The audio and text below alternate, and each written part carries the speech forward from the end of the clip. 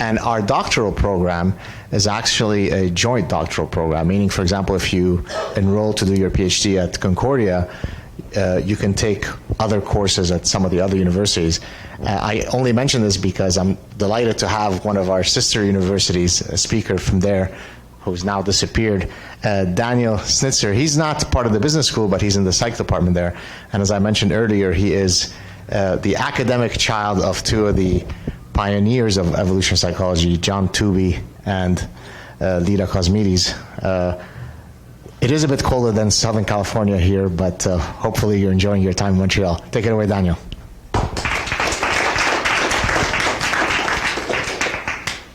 It's the social warmth of the French culture that keeps me going.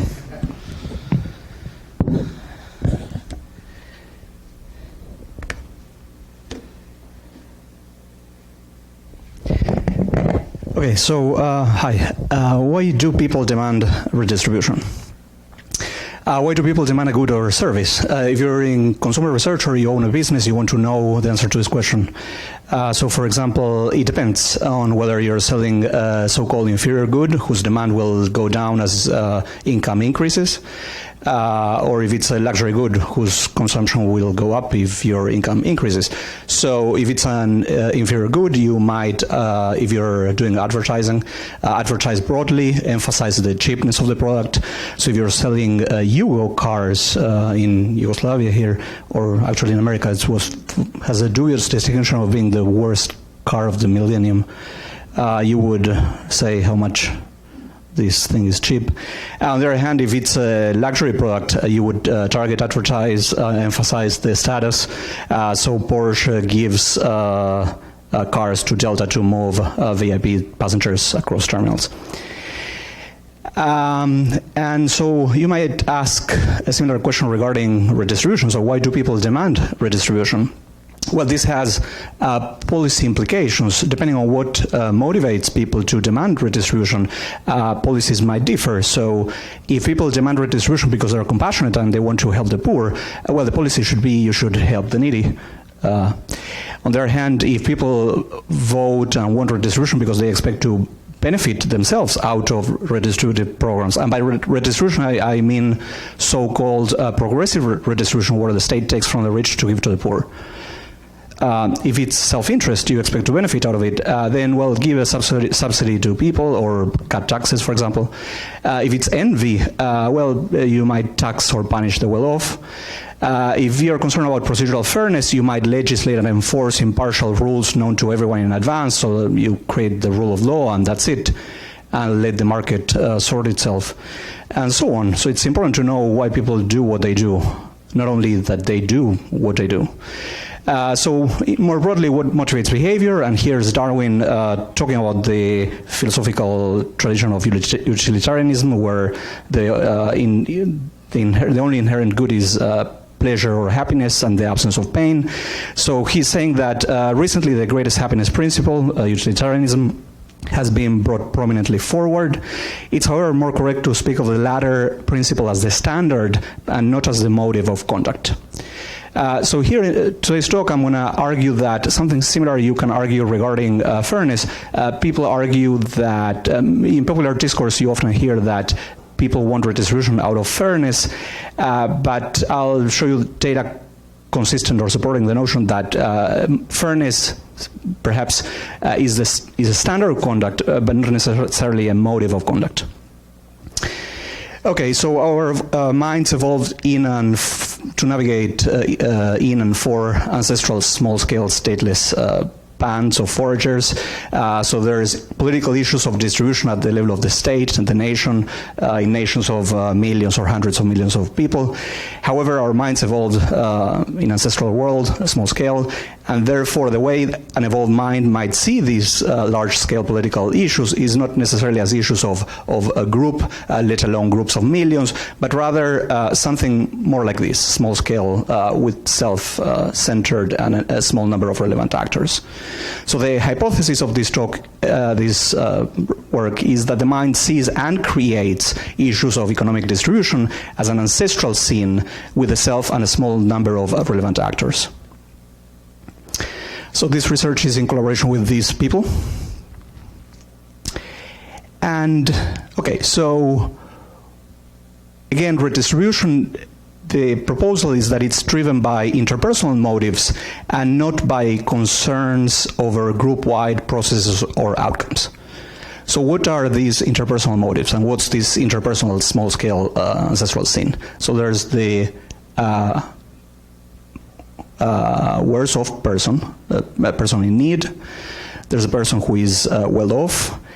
And here there's the observer, that's yourself, who would judge the desirability of the redistribution in favor or against. So let's see how an evolved mind might see this needy person. So by stipulation, this person values a resource more highly than you do. And therefore, there's going to be an amount of effort that will make it worthwhile for him to engage in a fight for the resource, but not for you, precisely because he's needier. And therefore, by the asymmetric rule of attrition, you expect that the animals in general and humans in particular should be designed to surrender the resource. It's better to get 0 out of the contest than to get 0 and plus injury and time lost. He's more likely to fight for it. But even if this needy person won't fight, if the person is positively valuable to you, you can cost-effectively enhance his welfare and accrue social credit. So he is hungry, you have an apple that you don't use, you're satiated, you give him the apple, you save his life. Now he has a stake in your welfare, he values you. And forager or forager ancestors, this sharing is part of the mutual insurance against risk, risk pooling, so that's a motivation that evolved in our small-scale past. And therefore, in sum, there's various lines of thinking predict that there may be a willingness to cede resources or to help to the needy person, everything else equal, and this, by hypothesis, is orchestrated by the emotion of compassion. Moving on to the better off individual, by stipulation he's better off than you are or she, and sometimes in resource-limited and antagonistic context, this may be a zero-sum relationship in which his gain is your loss and vice versa. One potential best response here is to put him down, put him down a peg, although precisely because he's better off, it may be dangerous to do so openly. So he may be stronger, have more allies and so on, it's dangerous. So you might expect here maliciousness, but also stealth in deploying this maliciousness. And this, by hypothesis, is orchestrated by the emotion of envy. And finally, you have this self-interest. So organisms are designed to accrue resources, to extract these resources from the physical and social environment. So you can harvest an apple from a tree or from a person who harvested from the tree. And you might expect a first-order prediction that people, animals, people particularly with language, would advocate for institutional arrangements that increase their share of resources. Now, other people have their own agendas too, so a second-order prediction is that you might lobby as though it's in the collective interest. So you have here the self-interest. Now, emotion programs evolve to process information, and they're designed to influence outcomes in fitness-promoting ways. And so the prediction here is that compassion, envy, and self-interest should, each of them, predict support for redistribution. These are obviously not the only motives involved, but these are some of the major motives. So the argument here is not that redistribution elicits emotion, although it may well do so, but rather the argument is that interpersonal motives generate the very intuitions that there is a problem, namely inequality here, and that X rather than Y, whatever X and Y might be, should be done about the problem of inequality. So we brought subjects to a lab or to a virtual lab and measured their dispositional compassion, their tendency to feel compassion towards the worse off interpersonally. So I sympathize with the homeless, I tend to dislike soft-hearted people, reverse coded on 1 to 7 Likert scales. Dispositional envy, I feel envy every day. The bitter truth is that I generally feel inferior to others. And finally, to measure self-interest with respect to redistribution, we asked them to imagine that a policy of higher taxes on the wealthy is implemented. Do you think your own economic situation will worsen? There will be a 1 here, or will significantly improve? There will be 7. And finally, support for redistribution, the outcome variable we're trying to explain, with items such as high incomes should be taxed more than is currently the case. So before the predictor variables are interpersonal, and now the dependent variable is large-scale redistribution. So high income should be taxed more than is currently the case. The government should increase taxes to give more to the poor, and so on. Participants in 4 countries. There's hundreds of subjects in each of these 4 countries: US, India, UK, and Israel. And these are the reliabilities of the scales. Okay, so this is the model again, and we're trying to explain support for or opposition to progressive redistribution. I'm going to overlay the results here. I'm going to present standardized beta coefficients. These are the effects of each of these variables on redistribution, controlling, statistically removing the effect of the other 2 things. So these are data from the United States, and what these numbers mean is that support for redistribution is higher in the United States among people who report more compassion, among people who report that they expect to benefit personally from redistribution, perhaps not surprisingly, and also from people who report envy. And similar patterns of results you see in India, in the UK, and in Israel. You may have noticed that the beta of envy is the lower one across these things. Envy is probably one of the, if not the most unacknowledged of the emotions. There's a lot of circumlocutions around envy. People talk about jealousy. People don't like to say they're envious. People don't like to be around envious people. In any case, so this may be an underestimate, but in any case, there's some indications that we were surprised we got this. There's some indications that envy plays a role here. And moreover, the joint effects of envy and self-interest are roughly around the effect of compassion. So these suggest that beneath redistribution, there's not only noble motives, but also darker motives. So these are the same data that I've shown, the 3 motivational elements in the 4 countries, same data presented on table format. If you enter sex and age, or sex and age and SES of the subject, the 3 motivational elements remain the same, so this survives controls. Now, so there's preliminary evidence suggesting that compassion and envy predict support for redistribution. These emotions, as I discussed, evolved in response to different adaptive problems, and they have different circuit logics, and therefore you expect to see the different signatures of these emotions on the issue of redistribution. So consider now the question whether the subject himself or herself donated out of his own or her own pocket to the poor, not support or oppose state enacted redistribution, but do you yourself out of your own pocket help the poor? It's a yes or no question in the last 12 months, and 75% of the people said roughly yes across these 3 countries. There's no data in Israel, that yes, in the last 12 months they gave to the poor directly or via charities. And we regressed this yes or no having given to the poor in a binary logistic regression from the 3 motivational elements: compassion, envy, and self-interest, and additionally support or opposition to redistribution. And the only element that predicts, or rather retrodicts uniquely and reliably having given to the poor in the last 12 months is compassion, the motivational elements that predicts help to the poor, as you predict. And moreover, the unique effect of supporting redistribution and helping the poor is null.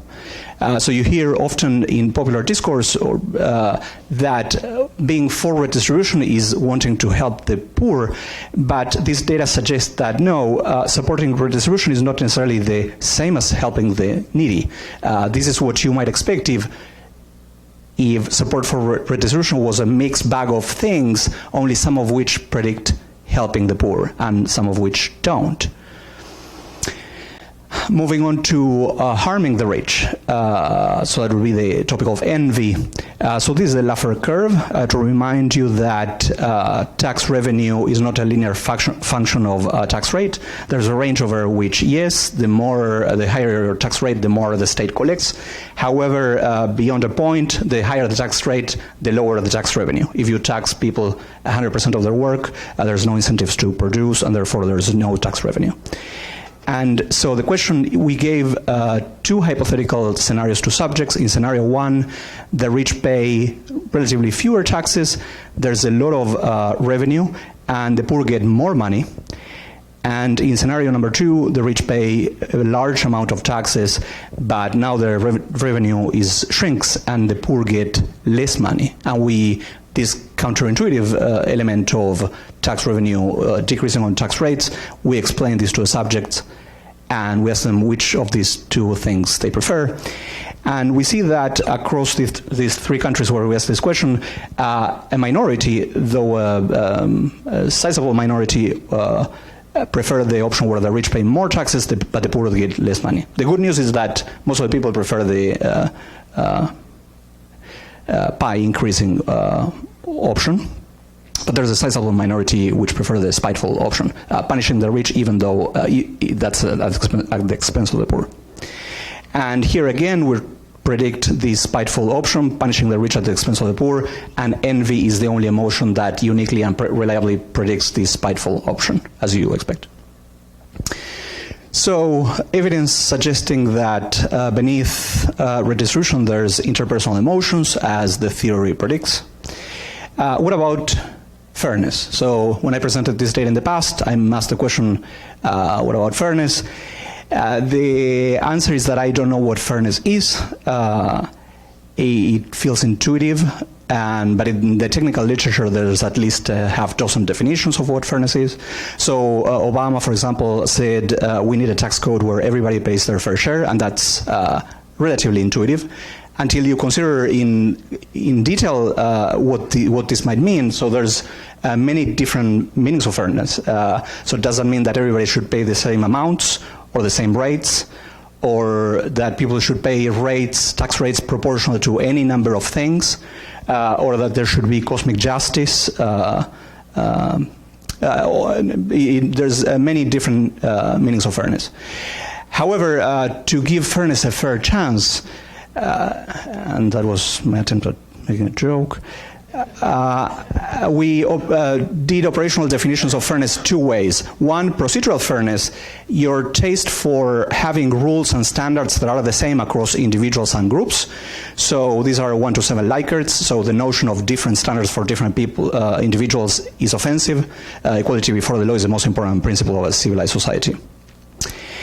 And then a second meaning of fairness, which is distributional fairness. So in order to measure this, we gave people, it's a money allocation game where you is the subject here, and you allocate among yourself and 2 other people, person 1 and person 2. There's 3 options, and in each option you get exactly the same amount of money. It's the other people's money that will vary across options. So here's option 1, these are $100 and so on. This is option 2, and this is option 3. And we call so this blue stuff is for your benefit, but subjects didn't see this. We call option 3 compassion because compared to option 1, where person 2 was below you, 80 is lower than 100, here in option 3 you raise this poor guy here to your level, but person 1 is bumped up. We call this envy because compared to option 1, where person 1 was above you, now you bring person 1 beneath you, but that's at the expense of person 2. And we call this the fairness option because this is the option with the least variation in payouts across the 3 people. Okay, so that's our operational definition of fairness.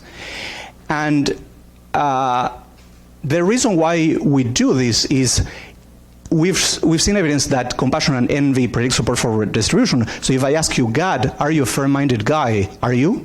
Yes. Okay, yes. So Gad told us he's a fair-minded guy. But given this past evidence, we don't know if he's fair-minded, whatever fair-minded might be, I don't know. Or he might be compassionate, or he might be envious, or he might be 1,000 other things. So this is so verbal measures don't cut it here. So this is a rough, dirty first pass attempt at trying to get a measure of fairness, but stripped off envy and compassion, which predicts redistribution. So the way we do it is we call this fairness, this taste for low variance in payouts, but stripping off envy and compassion.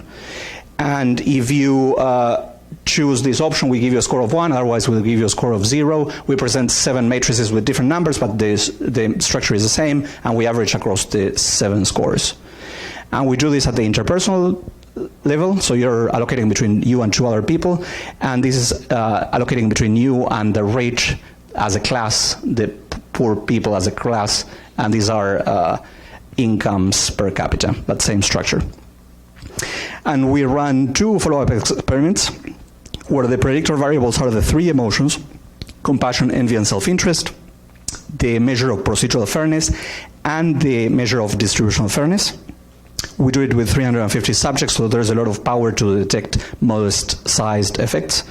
And we run a second follow-up with the same stuff, but now distributional fairness measured as aggregates, the rich and the poor. So there's a lot of data here. These are the regression results. There are different models. There's a lot of numbers, and but what these numbers mean is that compassion, envy, and self-interest across all these models reliably predict support for redistribution, just as before. However, neither procedural fairness nor distributional fairness, in the sense that I told you about, neither by themselves nor in combination with other demographic controls, do anything to predict support for redistribution. The 3 emotions do. Same thing for aggregates of people, the rich versus the poor. Okay. So we did further follow-ups.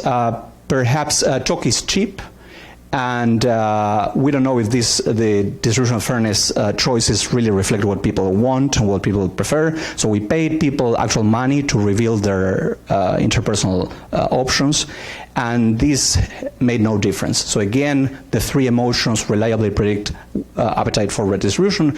This paid distributional fairness measure does not predict support for redistribution. Maybe people do have an appetite for low variance in payouts, and maybe that does predict support for redistribution, but there's so many numbers that people don't know exactly which option is the one with the least variation. So we gave people verbal labels, and we told them, hey, this option is the option where the payouts are least varying, they're most bunched up versus not. That didn't make any difference. That is to say, the emotions still predict redistribution, distributional fairness does nothing. We made it propitious to appear impartial before others. There's theories of fairness where fairness means impartiality. I will skip this in the interest of time. I can tell you about this. But we created an experimental manipulation such that people now wanted to appear more impartial and therefore chose the distributional fairness option more often. So we succeeded with the experimental manipulation of impartiality. However, even though people were choosing fairness more often, that still didn't do anything to predict an appetite for redistribution. But the 3 emotions, again, reliably predicted that. And finally, we made the fairness option the most efficient. People may value fairness, but they also value, we know from the behavioral econ literature that people value efficiency, size of the pie. So you notice here that it's compassion, the choice with the highest size of the pie. It's impossible to equalize all things across, it's impossible to equalize all these things at the same time. So now to solve this issue, we're going to eliminate this choice. The logic here is that maybe people are fair-minded but not so much to trade it for efficiency. So to get rid of this problem, we eliminate this choice. So now we're going to get a choice that is least variance, more distributional fairness, and at the same time higher pie size. And again, these choices did nothing to predict redistribution, but the 3 emotions did. So to sum up, support for redistribution is independently predicted by compassion, envy, and self-interest, as per the small-scale interpersonal scene through which, by hypothesis, the mind might see issues of large-scale redistribution. That's true controlling for a number of demographic variables. That's true in 4 countries. Supporting redistribution is not the same as helping the poor. Remember the logistic regressions where support for redistribution doesn't predict helping the poor. Only compassion uniquely associated with helping the poor. And yes. Redistribution is made appealing by rivalrous motives no less than by compassionate motives. In particular, envy is a reliable predictor of supporting redistribution. It's the only predictor of spite. Between 14 and 18% of the people prefer to highly punish and tax the rich, even if that costs the poor. And finally, endorsing fairness as a group-level process, procedural fairness or outcome, platonic appetite for low variation but stripped of envy and compassion, does not predict support for redistribution. That doesn't mean that there might not be other meanings of fairness that predict redistribution. We have other work where it does, but an important problem here to flag is there's this mushy catch-all placeholder terms such as fairness and norms and culture, which seem intuitive, but it's really not clear what those things are. And at least two operational definitions of these things fail to predict these attitudes. And there's more information if you're interested in this paper. Okay. So, zero-sum interactions. So this is work with these other people now. Okay, so remember again, these data where around 15% of the people want to highly tax the rich even if the poor get less money. And this is uniquely predicted by envy. One question I'm highly fascinated about is why some people, these 15% of the people here, or perhaps all of us some of the time, prefer welfare minimizing and socially destructive choices. Where people are willing to sacrifice and destroy some of the pie to punish better off people or competitors. So there's George Foster here, and a very interesting anthropologist having conducted work in peasant societies here in Mexico. And there is a recurrent topic in many ethnographies in mid-level societies. He observed that this is a summary from his work. The model of cognitive orientation that seems to me best to account for peasant behavior is the image of limited good. Peasants view their social, economic, and natural universes, their total environment, as one in which all of the desired things in life, such as land, wealth, health, friendship and love, manliness and honor, respect and status, power and influence, security and safety, exist in finite quantities and are always in short supply. But in addition, there's no way directly within peasant power to increase the available quantities. Consequently, there's a primary corollary to the image of limited good.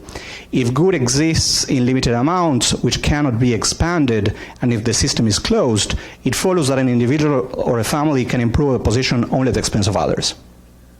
So there's only so much stuff, and if you get more stuff, I get less stuff, and vice versa. And this is, again, a recurrent theme that you see across many different ethnographies and sociological historical studies in mid-level societies in particular, but you hear a lot of this kind of discourse even among us, the forward-looking people in modern industrial societies all the time. We talk about this all the time. So it's not only a feature of these mid-level societies. So, inspired by the work of George Foster, we wanted to test this in the lab, and the notion of the image of the limited good. So the image of the limited good, put in numbers and in particular operational definitions, might be something like this. If you start with the notion that resources are limited, there's only so much stuff, there's 3 apples for all of us, who's going to get the apple? You get the apple, I don't get the apple. So I'm going to fight for the apple, I'm going to get the apple, not you. Okay, so you start with a notion, so there's the complex issue of reality versus subjective perception, and here this is a model of psychology, so you expect on average the psychology to be accurately describing the world, but this is a model of psychology, which, okay, and there's not one-to-one mapping. But if you start with the notion that resources are limited, then you may get the next thing in the logic, that social interactions are antagonistic, that other gains are at your expense and vice versa. And once you have this thing in place, you have many different predictions that you can make out of this. So status and honor should be highly upregulated. So people may be willing to trade off welfare in order to be positionally better off than others. Number two, envy, you expect it to be upregulated because your success is inherently bad for me. So I should be envious all the time, particularly for your successes. Schadenfreude, happiness at your failures, should be upregulated too, because that's inherently, when you fail, that's inherently good for me, to the extent that I have a zero-sum view of life. Vengefulness, it's particularly grievance-full if you do something bad to me, so if you put me down, I should put you down. Shame, I do work on shame, that's the emotion of personal failure, should be particularly bad. If I fail, that means not only that I'm worse off, but also that you use it as an opportunity to status jockey about me and put me down a peg. So shame should be upregulated. Pride should be upregulated in the sense that if I succeed, I may put you down a peg and claim entitlement and subordinate you. Compassion should be downregulated because if I help you, then you gain and I lose. So in this kind of mental social ecologies, compassion should be downregulated. Predatoriness should be upregulated. You are not a partner in cooperation. There's no mutualisms. You're an object to be plundered if in a zero-sum setting. Trustfulness should go down. I shouldn't place too much weight on what you tell me in strategic context and so on. And I've done work on pride and shame. Okay, so zero-sum psychological syndrome. Natural selection is a competitive regime, so the prediction is that the zero-sum view of life might be a default in the mind, and this default may be attenuated or reversed by various things. For example, a shared fate with kin and friends. Those things should depress the zero-sum orientation. Opportunities for benefit interactions should also depress the zero-sum orientation. So here, proof of concept of this concept. So I'm going to measure variation in zero-sum orientation between individuals. Some people appear to be more zero-sum inclined. Some people appear to be more positively sum inclined. So number of hundreds of subjects in the US and in India, Mechanical Turk, and I asked subjects simply to report two things that are related, but they're not exactly the same. So one is limited resources, the extent to which you perceive that wealth cannot really be created, there's only so much stuff, or conversely, some economists argue that economy is driven by human ingenuity and there's no shortage of it. We want to exploit variation in people's intuition about the extent to which these things are true for one side or the other. So this is represented by the size of the pie. And then a related, though not exactly the same notion, social antagonism. So in barter, one guy will gain at the expense of the other guy, or conversely, both parties gain when they trade. So Adam Smith and gains in mutualisms. So that's the tug of war. And it stands to reason if there's only so much pie that it's going to be antagonistic, but you'll see that these are not the same thing. To give you a distribution of scores of these items, so there simply aren't enough resources for everyone. In the US and in India, 35 and 45% of the people are to the right of the midpoint of the scale, so there's variation in this scores. That's what we want, so that's good. Social antagonism, if someone makes a profit, it will be at the expense of someone else. So here, is Walmart exploiting the workers or not? Some people would agree, some people would disagree. Okay, so that's good. So the question we want to know is variation in these zero-sum orientation scores predict all of these things, envy, vengefulness, and so on. So we measured envy with these scales, so I feel envy, and so on. I will skip the particular items. So we measure Schadenfreude, shame, feelings of vengefulness, feelings of pride, feelings of compassion, general trust, predatoriness, status. Okay, so do the data support the hypothesized syndrome? So here is, the question are people zero-sum orientation, and here I'm collapsing across fixed size of the pie and social antagonism.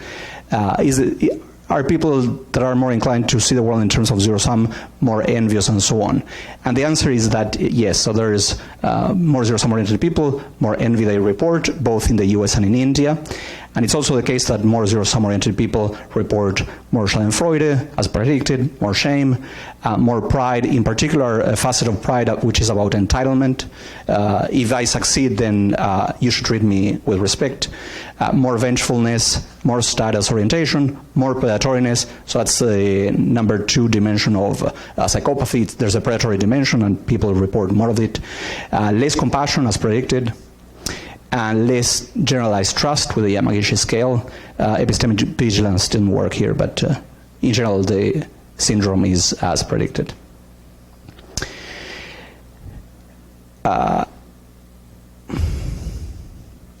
And it turns out that the true driver of the syndrome is the antagonistic view, not so much the vision that there is limited resources. And so, in particular, the antagonism is the true driver of the syndrome. So this part here, where you see resources are as limited, is really not necessary to have this syndrome. And the proof here is that we have these fantastic burgers in America with hot dogs in the burger and also potato chips. They're fantastic. And so in our societies, there's abundance beyond the wildest dreams of our forager ancestors. That is to say, there's pretty much unlimited resources. There's unlimited text, unlimited data, and unlimited hot dogs in your burgers. And yet, this does nothing to eliminate an antagonistic view of life in American society, for example, and other societies. Do we see the syndrome at the group level?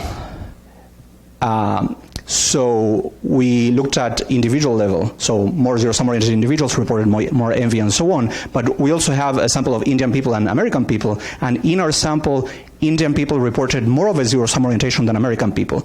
And there's data collected not by us, nationally representative by the World Values Survey, and there's an item that tells you to put yourself in this scale. Where would you put your views? People can only get rich at the expense of others. Wealth can grow, so there's enough for everyone. And you see people mix this fixed pie versus social antagonism in discourse. But anyway, this item is relevant to us. And Indians here report also more of a zero-sum orientation than Americans. So apparently, if we take this data at face value, Indian appear to be, for whatever reason, more zero-sum oriented than Americans. So if that's the case, you may ask yourself, is it the case then that at the group level, Indians are, as a whole, on average, more envious, more vengeful, and so on, compared to Americans, as the theory would predict? And the answer is yes. And moreover, the national differences in emotion are mediated by national differences in zero-sum orientation. So as you move from the US to India, you see more envy, and you also see more zero-sum, and with zero-sum comes envy. And when you put this mediator here, the total effect is reduced to a direct effect that here disappears. So this indirect path is significant. So there's, I think, full mediation of national differences in envy by national differences in zero-sum orientation. And that's also true for Schadenfreude, for shame, though less than full mediation, for pride, entitlement, vengefulness, predatoriness, status, less compassion now. Indians, less compassion in America, mediated by zero-sum orientation. Okay, so to sum up, there seems to be a functionally, so redistribution, emotions, envy, no fairness, envy. So what is envy about? Why destroying, why welfare minimizing choices? And there's this notion of zero-sum orientation. There's a syndrome. So there appears to be a functionally coherent zero-sum, and the counterpart is positive-sum syndrome at the individual and group level. We think there might be an internal regulatory variable in the head that indexes these kind of things based on reality and other elements. This psychological syndrome is consistent with anthropological, sociological, and historical reports. Redistribution has all the perfect elements to make it a zero-sum story. So there's a retrospective inspection of existing resource. So the resource at the time when you inspect it, it's fixed retrospectively. There's except for Bill Gates and the richest guy in society, and there's always better off other people, there's rivals, and there's coalitions vying for larger shares of fixed and positional goods in Congress, Democrats versus Republicans. So zero-sum view is more or less inevitable as far as redistribution. It's not always, but anyway. Okay, so and finally, that the psychologies for antagonism and predatory behavior receive less attention than the psychologies for altruism and mutualism. These are perhaps less puzzling than the psychologies of cooperation. However, they're fundamental features of human nature. And with this, I'd like to thank SAAD and other people and funding, and thank you.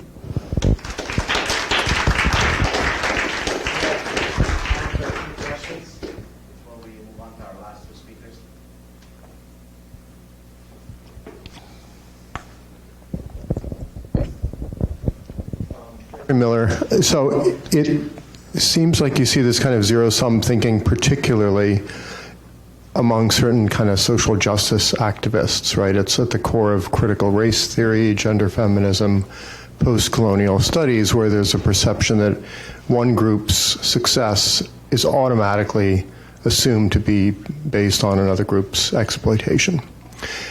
That way of thinking is quite alien to anybody who takes economics, right, who understands economic growth. Marketing seems kind of in the middle, though, because marketers obsess about market share, which is zero-sum, but they don't fully buy into the kind of social justice activist zero-sum thinking. And this is great work, but I worry that if marketers fully understood it, you could actually weaponize the zero-sum thinking to sell stuff in a way that kind of reinforces people's ideological assumptions, but that would have really bad long-term consequences. That's a very interesting question. I was trained as a theorist or as a basic science person, and I'm an utterly irresponsible person. Completely and utterly irresponsible. So my first inclination would be to say that fine, I mean, there's not much I can do. I'm studying things, and what people do with things, I'm sorry, I mean, yeah, I can't possibly, there's already a lot of work that there's no time in my day to possibly, I have a child, and it's hard.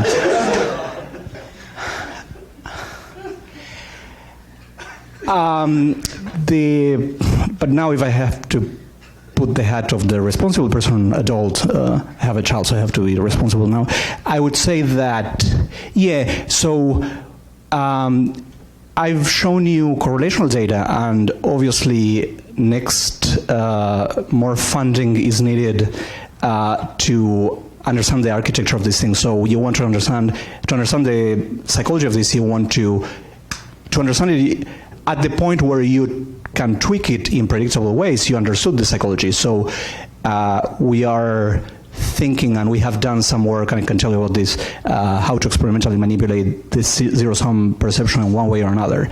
And that's a very interesting basic question. And again, what people do with this, it's beyond my purview. Hi, thank you so much for coming. It was a really fascinating talk. So I was actually following up on that question. It was very similar. Well, not quite similar, but same sort of issue is political affiliation. So let me just see here. Right, so some of the issues being discussed are redistribution. One of the things for procedural fairness was also racial profiling was one of your measures, and there's also emotional responses. These are all things that are correlated to political affiliation. So, for example, Jonathan Haidt's work shows that emotional responses predict political affiliation, and political affiliation could very well predict redistributive justice and so forth. So what role might political affiliation be confounding here? So that's a great question. Interestingly, so we asked in the American sample, are you a Democrat or a Republican? And Democrats, as you predict, and consistent with past data, they are more in favor of redistribution than Republicans are. And moreover, as the theory might predict, Democrats report So one thing is what they report, but anyway, Democrats report more compassion than Republicans do, and moreover, Democrats also report more personal expectation of benefit out of redistribution. Okay, so you have now a problem of causal determination. These things go in the same way. Democrats didn't report more envy. That didn't pan out, but there are emotions. So emotions and political orientation go in tandem and in lockstep.